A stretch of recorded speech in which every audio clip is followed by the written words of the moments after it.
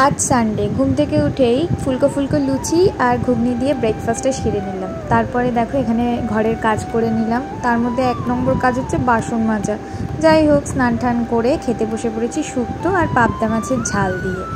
মা যা রান্না করেছিল না, অসাধারণ। তারপরে দেখো চলে এসেছি উপরে, আর এখানে হচ্ছে আমাদের বরফি, যে কিনে কিছুতেই আমার কোলে থাকতে চাইছে না। তার কারণ একটাই, আমি যেখানটায় বসেছিলাম তার সামনে একটা বিশাল বড় আয়না আছে, আর সেই আয়নায় ও নিজেকে দেখে ভাবছে আরেকটা খরগোশই ওপারে আছে। তো সেই কারণেও কিছুতেই আমার কাছে থাকতে চাইছে না, কারণ ও নিজে যখনই আয়নার সামনে দাঁড়াই ওকে নিয়ে, ও ভাবে কি ওর মতনই আরেকজন কেউ। তো সেই কারণে ও সেইখান থেকে মুখটা হয় অন্যদিকে ঘুরিয়ে নেয়, আর যদি এরকম নিচে বসে থাকি তাহলে সেখান থেকে পালিয়ে যায়। কোনো রকমে ধরে একটুখানি ওর সঙ্গে মজা করছিলাম, আর দেখো এরকমভাবে নাচ করাচ্ছিলাম। এইগুলো কিন্তু খুব পছন্দ করে, বিরক্ত হয়ে যায় তা কিন্তু নয়, কিন্তু ওই যে আরে দেখতেই পাচ্ছ আয়নায় দেখা যাচ্ছে।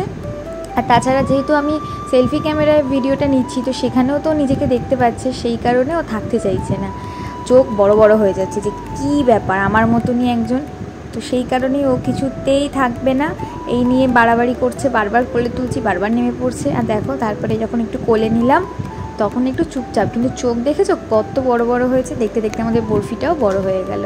তারপর একটু ঘুমিয়ে নিলাম, আর ঘুম থেকে উঠেই আমি ক্লাসে চলে গেছিলাম। আজকে আমাদের ফিগার আঁকানো শেখানো হচ্ছিলো, তো ক্লাসের ফাঁকে ভাবলাম একটুখানি ভিডিও তোমাদের সাথে শেয়ার করি। আর এখানে দেখো দুটো বাচ্চার অলরেডি ড্রয়িং করা হয়ে গেছে, আর একজন এখনও করছে। আর আজকে বাচ্চা একটু কম এসেছিলো।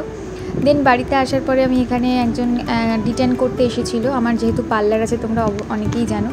তারপর রাতে ডিনারটা করে